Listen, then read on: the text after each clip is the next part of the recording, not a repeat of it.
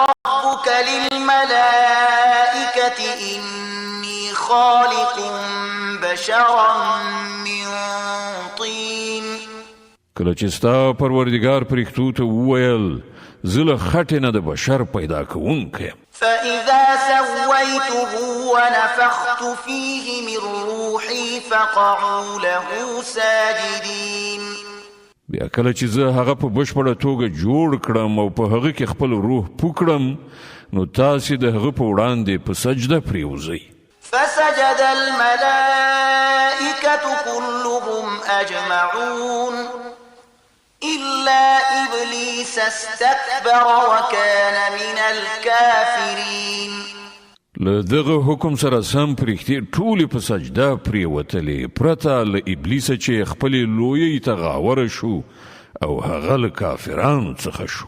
قال يا إبليس ما منعك أن تسجد لما خلقت بيدي أستكبرت أم كنت من العالين.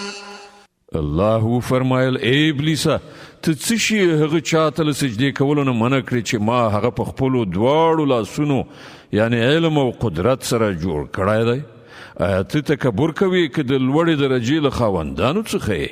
قال أنا خير منه خلقتني من نار وخلقته من طين.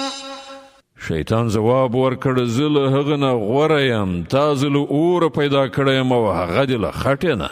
قال فاخرج منها فإنك رجيم وإن عليك لعنتي إلى يوم الدين.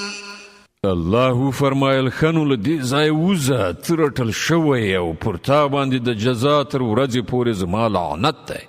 قال رب فأنظرني إلى يوم يبعثون. ابلیس وویل چې ای زما پروردګاره چې دا خبره ده نو بیا ماته تر هغه وخته پورې مهلت راکړه چې دوی دوهم ځل راژوندي کړای شي. قال فإنك من المنظرين إلى يوم الوقت المعلوم. الله فرمایل خدا تا ته تر هغې ورځې پورې مهلت دی چې د هغې نیټه ماته معلومه ده. قال فبعزتك لأغوينهم أجمعين إلا عبادك منهم المخلصين. ابلیس وویل ستا پر عزت قسم زه به دوی ټول ګمراه کړم پرته ستا له هغو بندګانو څخه چې تا هغوی غوره کړي دي. قال فالحق والحق أقول لأملأن جهنم منك وممن تبعك منهم أجمعين.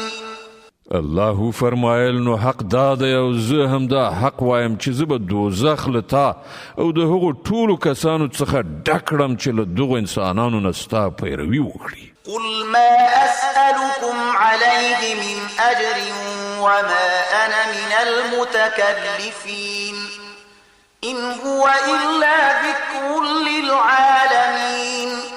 ای پیغمبره دوی ته ووایه چې زه په دغه تبلیغ باندې له تاسې نه څه اجوره نه غواړم او نه زه د ساختګي چارو جوړونکو خلکو له جملې څخه یم. دا خو یو نصیحت دی د ټولو نړیوالو لپاره. ولتعلمن نبأه بعد حين. او لږ وخت به تیر شي چې تاسې ته د ده حال په خپله معلوم شي. صدق الله العظيم. الله ستر رښتیا ویونکی دی.